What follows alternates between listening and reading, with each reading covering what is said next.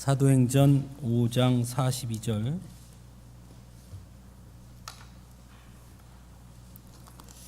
찾으신 줄 알고 제가 봉독하겠습니다.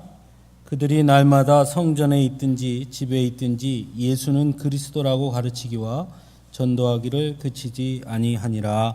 아멘. 어느 신앙 잡지사에서 교인들에게 설교에 관한 설문조사를 했다고 합니다.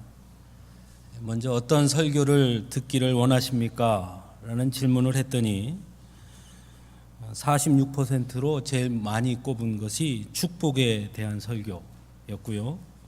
두 번째로 많은 것은 은사에 대한 설교로 28% 정도 대답했다고 합니다.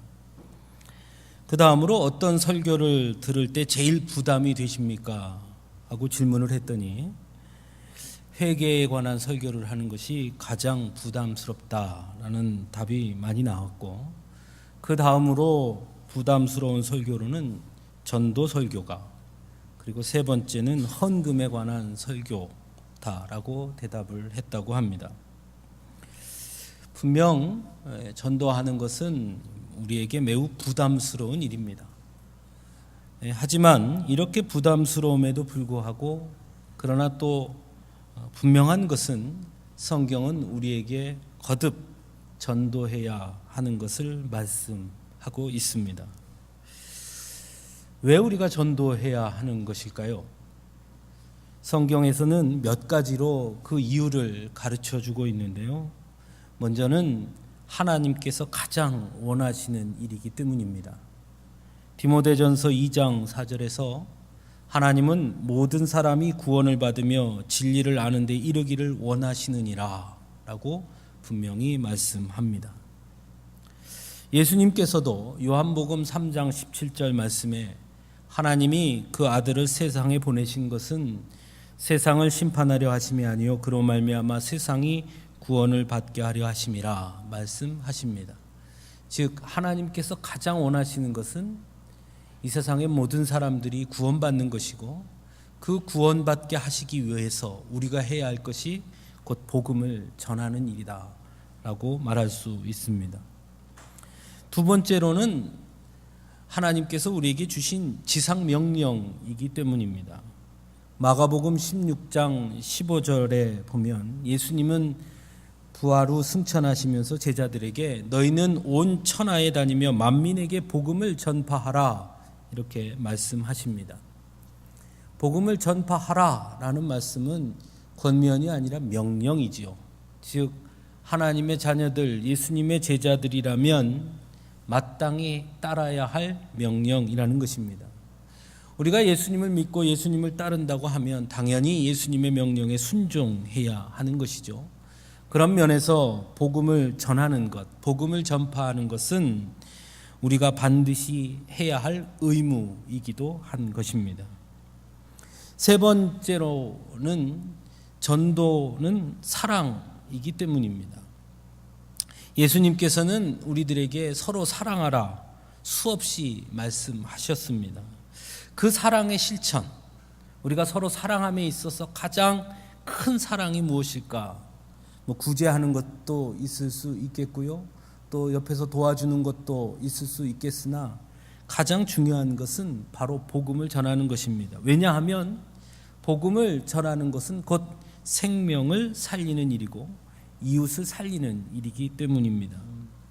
죽어가는 사람에게, 또 죽을 수밖에 없는 사람에게 살 수 있는 길이 있다는 것, 사는 방법이 있다는 것을 전해주는 것만큼 더 귀한 소식이 어디 있으며, 그것을 가르쳐주는 것만큼 더 큰 사랑이 어디에 있겠습니까? 그러니까 전도는 곧 사랑의 가장 큰 실천이라는 것입니다. 이처럼 전도해야 될 이유는 성경에서 곳곳에서 이 외에도 여러 가지 찾아볼 수 있습니다. 그리고 우리 또한 전도해야 한다는 것은 너무나 잘 알고 있는 사실입니다. 그런데 문제는 이렇게 분명 해야 하는 것을 알고 있고, 해야 그것이 곧 온전한 성도의 삶이라는 것도 분명 깨닫고 있음에도 불구하고 실제로 전도하는 것이 너무나 어렵다 하는 데 있습니다. 하고 싶으나 막상 하려고 하면 왠지 부담스러운 것, 그것이 바로 전도라는 것이죠. 그렇다면 왜 우리는 이렇게 전도하는데 어려움을 겪는 것일까 하는 생각을 해보았습니다. 몇 가지 우리가 잘못된 시선을 가지고 또 잘못된 생각으로 전도를 바라보기 때문은 아닌가 하는 생각을 해봅니다. 첫째는 전도는 특별한 은사가 있어야 한다라고 생각하기 때문은 아닌가 싶습니다. 때로 우리는 수많은 사람들을 전도한 사람들의 이야기를 듣게 될 때가 있습니다. 고구마 전도왕, 진돗개 전도왕, 부침개 전도왕, 많이 여러분 들어보셨죠? 그런 것을 들을 때 또는 볼 때마다 그래 나도 저렇게 전도해야지 하고 생각하지만 또 그 반대로는 그래도 저 사람은 저렇게 특별한 사람이니까 하나님께서 저 사람에게 저렇게 할 수 있는 특별한 은사를 주셨으니까 저렇게 전도하는 것이지 나는 그런 능력이 없어서 안 돼라고 우리는 쉽게 포기한다는 것입니다. 즉 전도는 어떤 특별한 은사가 있는 사람 또는 하나님께서 특별히 어떠한 능력을 주신 사람만이 할 수 있다라고 생각하는 것이죠. 정말 전도는 이렇게 특별한 은사가 있어야 하는 것일까요? 한번 성경을 한번 깊이 들여다보면 성경에서 복음을 전한 사람들을 좀 살펴볼 필요가 있는데요. 한번 예수님의 제자들을 한번 생각해 볼 수 있기를 바랍니다. 사실 그들은 그 당시 세상의 기준으로 봐도 그리 특별한 사람들은 아니었습니다. 요즘 말로 표현하면 루저들이라고 할 수 있을 겁니다. 그들은 그냥 어부였고요, 세리였습니다. 많이 배운 것도 없었고 많은 것을 누린 사람들도 아니었습니다. 또 특별한 어떤 재주가 있는 거나 능력을 가진 사람들도 아니었습니다. 더 나아가서 예수님과 함께 있으면서도 끝없이 의심했고 또한 예수님의 뜻을 깨닫지 못하고 자신들의 영광을 놓고 서로 누가 더 크냐 다투기까지 했던 그런 사람들이었습니다. 예수님께서 십자가에 달리시자 모두 도망쳤던 사람들이었고 부활했던 소식을 듣고도 두려워했던 자들이 바로 그들이었습니다. 어떻게 보면 그 당시 사람들과 너무나 비슷한, 너무나 평범한 그런 사람들이었다는 것입니다. 하지만 우리가 잘 아는 것처럼 그럼에도 불구하고 그들은 전도자의 삶을 삽니다. 복음을 전하는 일에 목숨을 바칩니다. 무슨 뜻입니까? 특별한 사람이 복음을 전하는 것이 아니라 복음을 전함으로 특별한 사람이 되었다는 것입니다. 특별한 사람이 복음을 전하는 것이 아니라 복음을 전하는 사람이 특별한 사람이 되는 것입니다. 우리는 평범하지요. 별로 능력도 없고 그래서 우리는 잘 할 수 없다고 생각하지요. 그렇지 않습니다. 우리도 복음을 전하면 우리도 특별한 사람이 되는 것입니다. 특별한 사람이어서 하는 것이 아니라는 말씀입니다. 두 번째로 우리가 전도하는데 어려움을 겪는 이유는 전도를 나의 힘과 나의 노력으로 하려고 하기 때문이죠. 그래서 지치고 또 그래서 금방 포기하게 됩니다. 여러분, 예수님의 제자들이 어떻게 전도자의 삶을 살 수 있었습니까? 물론 그들도 나름대로 노력을 했겠지요. 하지만 그들이 전도자의 삶을 산 가장 큰 이유는 성령의 충만함 때문이었습니다. 성령의 능력으로 했다는 것입니다. 예수님께서 승천하신 후 예루살렘 마가의 다락방에 모여 기도하던 그들에게 성령이 오셨고 그들이 성령의 충만함을 입자 그들은 나가서 복음을 전하게 됩니다. 두려워 떨면서 방문을 꼭꼭 잠그고 있던 그들이 성령의 충만함을 받자 담대하게 나아가 사람들에게 복음을 전하게 된 것입니다. 그렇게 할 수 있었던 결정적인 이유는요, 성령의 충만함이었습니다. 왜 우리가 전도하면서 지치고 포기하느냐? 내 힘으로 하려고 하니까 그런 것이죠. 내 노력으로 하려고 하니까 안 되는 것입니다. 전도는 철저히 성령의 의지에서 하는 것입니다. 성령의 능력으로, 성령의 충만함으로 하는 것입니다. 그러므로 전도의 시작은 성령 충만함을 입는 것이고, 그러므로 우리는 기도해야 하는 것입니다.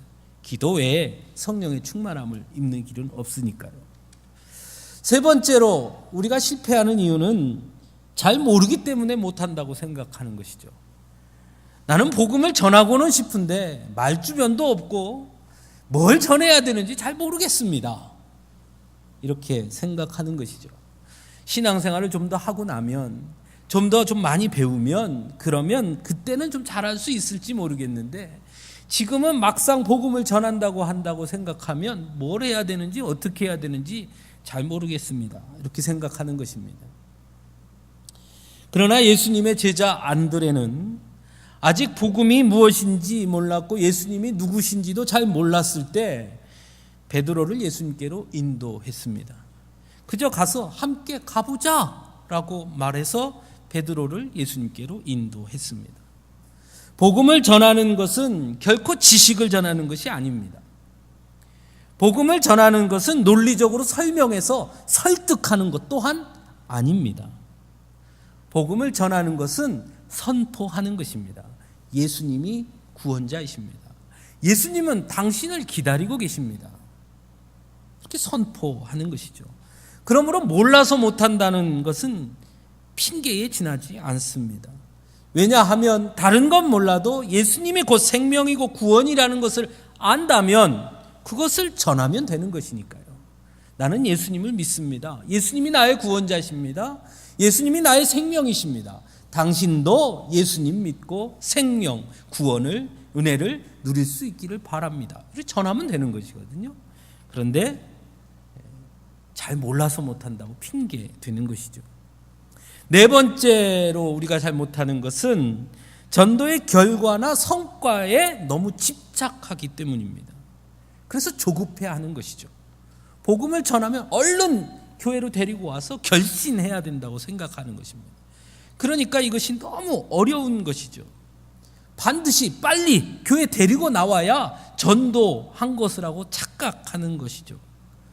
그러다 보니까 어떻게든 교회로 데리고만 오면 그걸로 또 끝났다라고 생각하는 것이죠. 나는 한번 전도해서 교회 데리고 왔어. 그러니까 난 끝이야. 이렇게 생각하는 것이죠. 전도는 교회로 데리고 오는 것이 아니죠. 전도는 말 그대로 생명의 복음을 전하는 것입니다. 그 다음 하나님께 맡기고요. 교회 한번 왔다고 끝나는 것이 아니라 그 사람이 온전하게 복음을 받아들이고 하나님을 직접 만날 수 있을 때까지 지속적으로 교제하고 기도하고 사랑을 쏟으며 기다려주고 인내해 주는 것입니다. 그것이 전도입니다. 호주에 어떤 노인이 한 분이 있었는데요. 그분은 자기와 1시간 이상 대화를 하는 사람이 있으면 그 사람의 이름을 물었다 그래요. 1시간 이상 무슨 얘기를 하다 보면 죄송한데 근데 성함이 어떻게 되시죠? 이렇게. 그럼 이름을 가르쳐 주잖아요. 그럼 자기 수첩에 그 이름을 적는 거예요. 그리고 그분을 위해서 계속 기도하는 겁니다. 이분이 돌아가셨어요. 돌아가신 이후에 그 수첩이 발견이 됐는데 수첩에 빼곡하게 사람들의 이름 그리고 만났던 장소 이것들이 쫙 기록되어 있는 거예요. 그 사람들은 다 이 노인이 만나면서 이름을 적고 그들을 위해서 매일 기도했던 사람들이에요. 그래서 후에 이 수첩에 기록되어 있는 사람들이 과연 예수님을 지금 얼마나 영접하고 있을까, 예수님을 얼마나 만나고 신앙생활을 얼마나 할까가 궁금해서 그 사람들을 다 연락을 해봤습니다. 놀라운 사실은요, 그 사람들 중에 80%가 복음을 접했다는 겁니다. 예수를 믿는다는 겁니다. 그 호주의 할아버지를 만날 때는 모두가 다 예수 믿지 않던 사람들이었는데 이 할아버지가 단지 한 것은 1시간 그저 얘기하고 이름 적고 끊임없이 그냥 기도한 것이에요. 영국에 있던 사람도 미국에 있는 사람도 독일에 있던 사람들도 이 할아버지가 기도하는지도 몰랐으나 그런데 이 할아버지가 돌아가신 후에 그 수첩에 있는 명단을 확인해 보니 그분들의 80%가 예수님을 영접했더라는 것입니다. 놀라운 일 아닙니까? 성급하게 지금 당장 조급하게 생각하면 그렇게 할 수 없겠죠. 전도는 결과에 너무 집착해서는 안 되는 것입니다. 우리는 끊임없이 전하는 것입니다. 그 다음 결과는 하나님께 맡기는 것이죠. 우리가 끊임없이 전하고 기도할 때 하나님께서 거기에 함께 하시는 것이죠. 근데 우리는 너무 조급해서 빨리 결과를 보려고 하니까 자꾸 실패하게 되는 것이죠. 그렇다면 올바른 전도는 어떻게 하는 것이 좋을까 하는 생각을 하게 됩니다. 저도 곰곰이 좀 생각을 해봤습니다. 어떻게 해야 할까? 첫째는 우리가 전하는 것, 우리가 전해야 할 것이 무엇인지 분명해야 합니다. 오늘 본문에서 사도들은 날마다 예수는 그리스도라고 가르치기와 전도하기를 그치지 아니했다라고 증거합니다. 즉 그들이 전한 것은 다른 것이 아니었습니다. 예수는 그리스도다, 이것을 전했습니다. 가끔 길을 걸어가다 보면 어느 교회에서 나와서 전도지 나눠주면서 전도하는 것을 볼 때가 있습니다. 옆에 가만히 이렇게 서서 듣다 보면 참 이상한 말들 많이 합니다. 예수 믿으면 부자 돼요. 예수 믿으면 다 잘 된다니까. 내가 아는 사람도 예수 믿었는데 사업이 쫄딱 망했다가 지금은 부자 됐어. 예수 믿으면 만사형통해. 예수 믿으면 자녀가 좋은 대학 간다니까. 예수 믿으면 자녀가 좋은 데 취직하고, 예수 믿으면 좋은 배우자도 만나고. 예수만 믿으면 만사형통이야. 그런데 왜 예수를 안 믿어? 예수 믿으라니까. 이렇게 복음을 전하는 걸 들을 때가 있습니다. 맞지요? 예수님 믿으면 예수님께서 그런 축복을 주시는 줄 믿습니다. 그러나 그것이 우리가 전해야 할 복음의 본질은 아닙니다. 우리가 전해야 할 것은 예수님이 그리스도라는 것, 예수님이 구원자라는 것, 예수님을 믿지 않고는 결코 구원받을 수 없다는 것, 그것을 전하는 것입니다. 그것이 본질입니다. 이게 분명해야 합니다. 다른 것들은 다 곁가지입니다. 본질이 중요한 것입니다. 예수님 믿으세요. 예수님 믿으면 부자 되요가 아니라 예수님 믿으면 당신의 영혼이 삽니다. 당신도 구원받을 수 있습니다. 그것을 전해야 하는 것입니다. 이걸 잊어버려서는 안 되는 것입니다. 둘째로 좋은 전도를 하기 위해서는요, 문제를 정확하게 알려주어야 합니다. 어떤 사람이 자신의 건물의 벽에 예수님만이 해답이다 이렇게 다 크게 써 붙여놨습니다. 지나가던 어떤 사람이 그거를 한참 쳐다보더니 문제가 뭔데 해답이 예수인데? 이렇게 물었다 그럽니다. 문제가 무엇이길래 예수님이 해답이라는 거야? 이렇게 물은 거예요. 맞는 말이죠. 예수님이 해답입니다. 무슨 문제예요? 문제를 정확하게 가르쳐 주어야 합니다. 예수님을 알지 못하는 사람들, 예수님을 믿지 못하는 사람들은 왜 예수님을 믿어야 하는지 모릅니다. 예수님 없이 사는데 전혀 문제가 없는데 왜 자꾸 예수를 믿으라고 하는지, 내가 무슨 문제가 있어서 예수님이 해답인지 알 수가 없거든요. 그런 그들에게 왜 예수님을 믿어야 하는지, 당신이 지금 가지고 있는 가장 심각한 문제가 무엇인지 당신은 알 수 없으나, 알지 못한다 하더라도 당신은 지금 이런 문제가 있습니다. 그것을 분명하게 가르쳐줘야 합니다. 자신이 죄인임을 깨닫지 못하는데 왜 예수님의 은혜가 필요하고, 자신이 죄인인지 알지 못하는데 왜 구원받아야 한다고 생각하겠습니까? 그것은 얘기해주지 않고 무조건 교회와 왜 가야 하는데요? 교회 오면 우리 교회는 밥이 맛있어. 아니죠. 문제를 정확하게 가르쳐줘야 합니다. 많은 분들이 전도하는 거 보면 그냥 무조건 교회에 나와 라고 하는 경우가 참 많습니다. 결코 좋은 방법이 아니죠. 당신에게는, 당신은 알지 못하지만 당신 사업 잘 되죠? 자녀들 잘 컸죠? 아무 문제 없어 보이죠? 걱정 별로 없죠? 그런데 제가 볼 때 당신에게는 아주 중요한 문제가 있습니다. 영혼의 문제입니다. 영생의 문제입니다.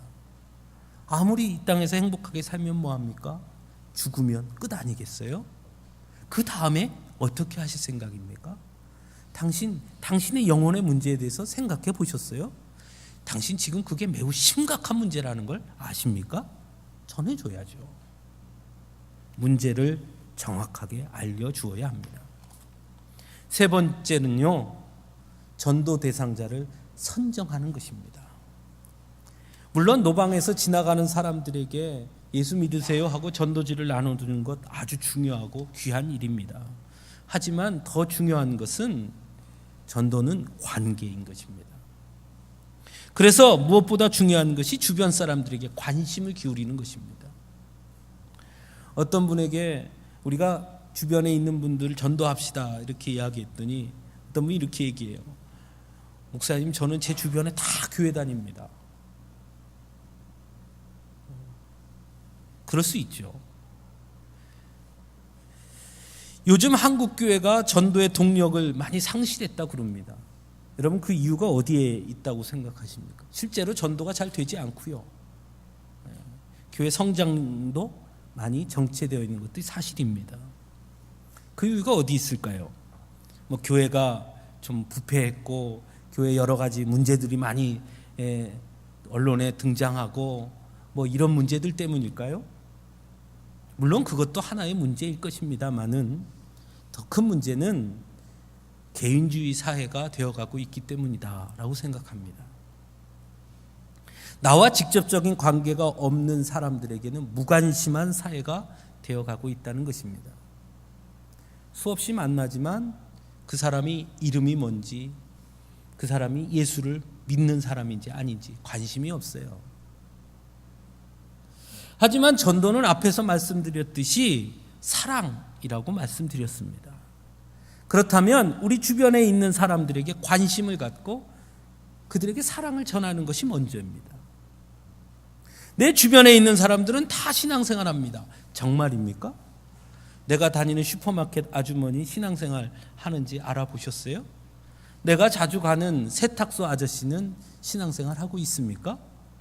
가끔 집에서 치킨 시켜 먹을 때 치킨 배달 오는 청년은 신앙생활 하고 있는지 관심이 있으십니까? 우리는 관심이 없어요. 그렇죠? 나와 직접적인 관계가 없는 사람들에게는 관심이 없는 거죠. 그러니까 대상자가 없지요. 점점점 우리의 관계를 좁혀놓으니까 당연히 내 주변에 다 예수 믿습니다 라고 말할 수밖에 없지요. 눈을 돌려야 됩니다. 아파트 경비 아저씨는 성함이 뭔지, 자녀들은 몇이나 되는지, 혹시 무슨 문제가 있는지, 신앙생활을 하시는지 내가 먼저 가서 찾아가서 묻고 이야기하는 것입니다. 그래야 전도 대상자가 생기는 것입니다. 주변 사람들에게 관심을 기울이는 것부터 시작하는 것입니다. 그래야 좋은 전도를 할 수 있습니다. 네 번째는요, 기도부터 하는 것입니다. 앞에서 말씀드렸듯이 우리의 힘과 노력으로 되는 것이 아닙니다. 성령의 도우심이 없이는 결코 안 되는 것입니다. 전도 대상자를 위해 끊임없이 기도하는 것입니다. 그 호주의 할아버지처럼 말입니다. 이름을 적어놓고 끝까지 기도하는 것입니다. 처음에 복음을 전해서 그가 받아들이지 않더라도 포기하지 말고 끝까지 기도하는 것입니다. 나의 전도를 통해 복음을 받아들이지 않더라도 포기하지 않고 기도하면 언젠가는 하나님께서 그의 문을 열어주실 것이기 때문입니다. 우리 끝까지 기도하는 것입니다. 제가 몇 번 복음 전했는데요, 찔러도 저 피 한 방울 안 날 사람이에요. 나 이제 포기했습니다. 여러분이 포기하면 그 영혼은 죽는 겁니다. 여러분 포기하지 마시고 내가 전해서 잘 안 되면 기도하십시오. 주님, 내가 했는데 잘 안 됩니다. 저는 복음을 전했습니다. 하나님께서 책임져 주십시오. 유럽 열차를 타고 가다가 어느 목사님이 무신론자를 만났습니다. 그 무신론자에게 복음을 전합니다. 무신론자가 아무 말 안 하고 듣기 싫다는 듯 인상을 팍 씁니다. 이 목사님이 성경책을 착 펴서 그 무신론자에게 성경에 관해서 막 이야기를 합니다. 이 무신론자가 너무 듣기 싫은 나머지 그 성경책을 확 뺏어서 창을 열고 창밖에 성경책을 확 버려버렸습니다. 1년쯤 지났는데요, 어떤 한 사람이 교회에 찾아왔습니다. 당신은 어떻게 예수를 믿게 됐습니까? 그 청년이 놀라운 말을 합니다. 어느 날 제가 밭에서 밭을 갈고 있었는데 갑자기 어디선가 성경책이 하나 픽 날라오더니 내 가슴팍을 탁 쳤습니다. 그래서 이게 무슨 책인가 하고 들춰서 봤더니 그 성경책이었습니다. 그래서 그때부터 성경책을 그냥 읽다 보니까 내가 복음을 받아야겠구나, 받아들여야겠구나. 그래서 예수 믿게 됐습니다. 그래서 그때부터 신앙생활에서 여기까지 왔습니다. 그 성경책이 어떤 성경책입니까? 무신론자가 뺏어서 창밖으로 던진 성경책입니다. 하나님은 이렇게 놀라운 일을 하시는 분입니다. 여러분, 포기하시면 안 돼요. 기도하면서 하면 하나님께서 하시는 것입니다. 5번째는 예수님의 사랑을 보여주는 것입니다.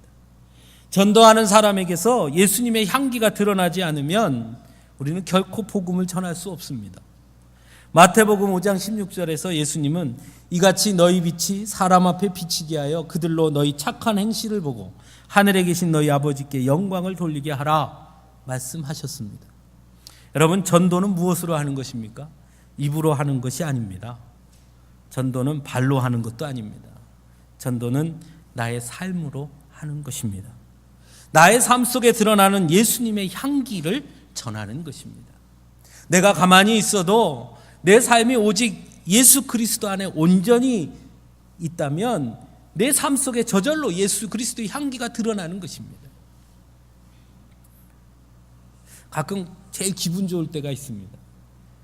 모르는 사람들 사이에 이렇게 앉아 있는데 앉아서 밥도 먹고 이야기도 하다 보면 갑자기 앞에 있는 분이 이렇게 쳐다보다 혹시 목사님이세요? 이럴 때가 있습니다. 저는 그때 제일 기분 좋습니다. 내가 목사같이 보였구나. 얼마나 감사합니까? 여러분들도 그런 적 없습니까? 세탁소에 가서 옷 맡기고 찾아오고 몇 번 했더니 세탁소 아저씨가 혹시 교회 다니세요? 혹시 권사님이세요? 참 기분 좋죠. 그렇게 복음을 전하는 것입니다. 예수의 향기를 드러내고 그러므로 예수의 사랑을 보여주는 것, 하나님의 살아계심, 삶 속에 하나님이 살아계시며 어떤 증거가 드러나는지 우리의 삶을 통해 보여주는 것, 그것이 좋은 전도의 방법이라는 것을 잊지 마셔야 합니다. 6번째는 복음을 자랑하는 것입니다. 사도 바울은 로마서 1장 16절에서 내가 복음을 부끄러워하지 아니하노니 이 복음은 모든 믿는 자에게 구원을 주시는 하나님의 능력이 됨이라 라고 고백합니다. 요즘 교회 얘기하기가 참 부끄럽다라고 말하는 분이 많습니다. 저도 그렇습니다. 어디 가서 목사라고 말하기 창피할 때가 참 많습니다. 그러다 보니 잘 못합니다. 그런데 여러분, 분명한 것은 복음은 부끄러운 것이 아니라는 사실입니다. 비록 교회의 여러 모습 속에 부끄러운 모습이 있다 하더라도 그것은 복음이 부끄러운 것이 아니라 복음 앞에 올바로 서지 못한 교회가 부끄러운 모습이지 복음이 부끄러운 것은 아니지 않습니까? 예수님의 문제가 있는 것이 아니라 예수님을 올바로 믿지 못하는 우리들의 문제인 것이지 예수님의 문제는 아니지 않습니까? 우리는 착각합니다.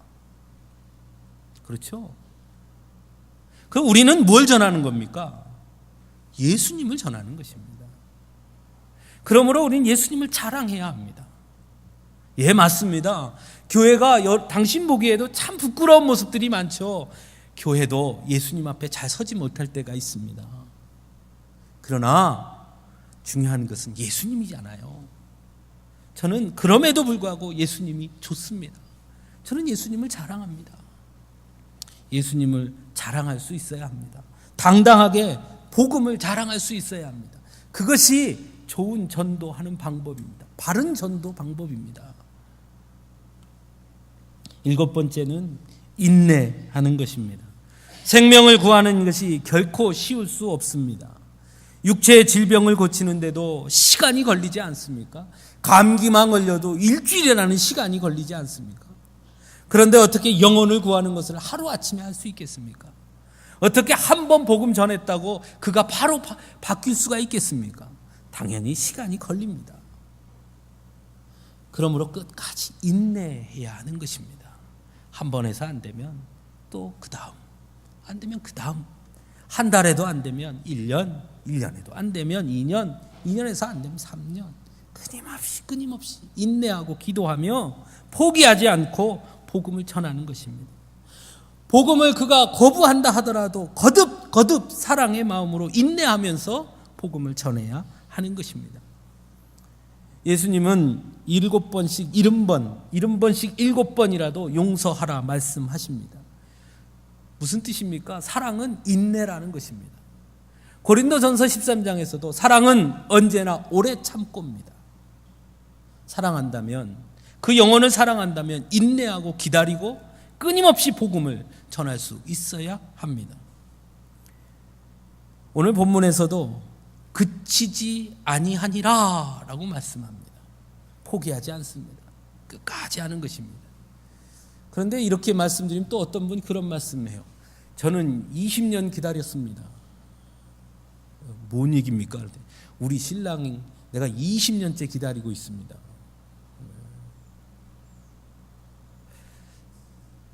그런데요, 그냥 기다리는 건 아무 소용이 없습니다. 뭐 하면서 기다려야 되죠? 기도하면서 기다리고요, 끊임없이 복음을 전해하면서 기다리는 겁니다. 매 주일마다 교회 갑시다. 아예 안 간다니까 혼자 갔다 와. 오는 거지요. 그 다음 주일날 교회 갑시다. 아니 안 간다니까 왜 이렇게 귀찮게 혼자 갔다 오라니까. 그 다음 주일 아침에 딱 일어나서 눈 이렇게 쳐다보면 왜? 교회 가자고? 응. 안 가. 그 다음 주일 또 가서 여보 교회 갑시다. 이놈의 여편네가 왜 이러는 거요? 그 다음 주도 교회 갑시다 하는 거예요. 그리고 인내하는 거예요. 기도하면서. 전하지도 않고 가자고 말도 안 하고 나는 인내하고 있어요.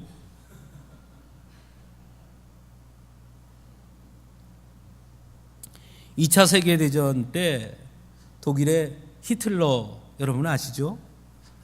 히틀러가 이 독일에 나타나서 세계대전을 일으켰는데요.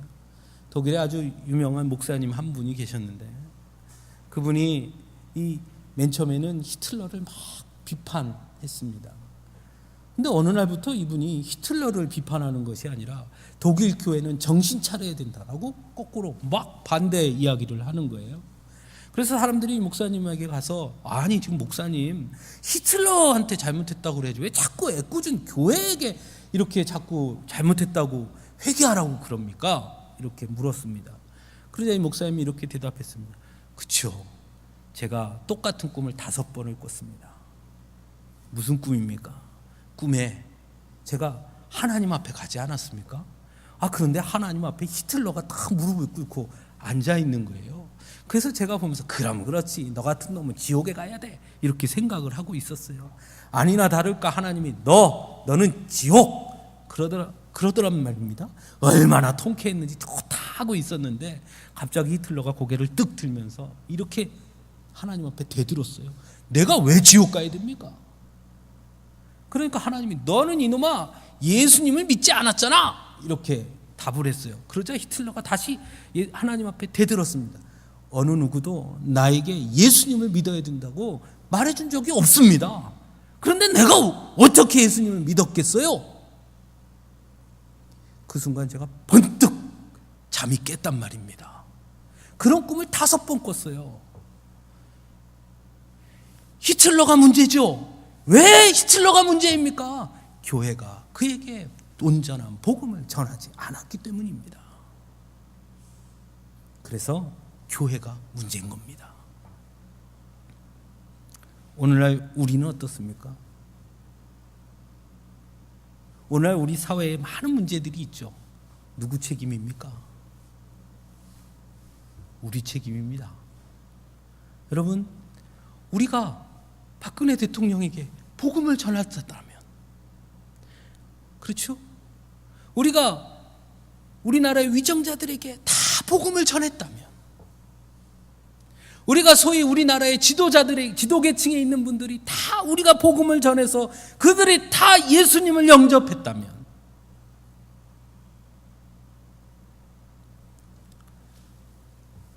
복음은 우리가 전하고 인내할 수 있어야 됩니다. 포기하지 말아야 됩니다. 마지막으로는요, 협력하는 것입니다. 혼자는 어렵습니다. 하나님의 일에는 독불장군이 없습니다. 하나님은 합력하여 선을 이루는 것을 기뻐하십니다. 그러므로 함께 나누고 함께 협력할 수 있어야 합니다.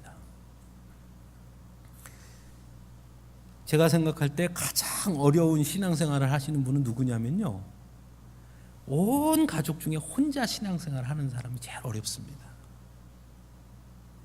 그 사람 정말 외로워요. 그러나 아이들을, 자녀들이라도 같이 신앙생활 하면요, 같이 합력하는 거예요. 야, 우리 올해는 너희 아빠를 반드시 신앙생활 하도록 하자 하는 거예요. 얼마 전에 뉴스 보니까 난민 어린이 사진을 하나 딱 해놓고 선생님이 문제를 냈어요.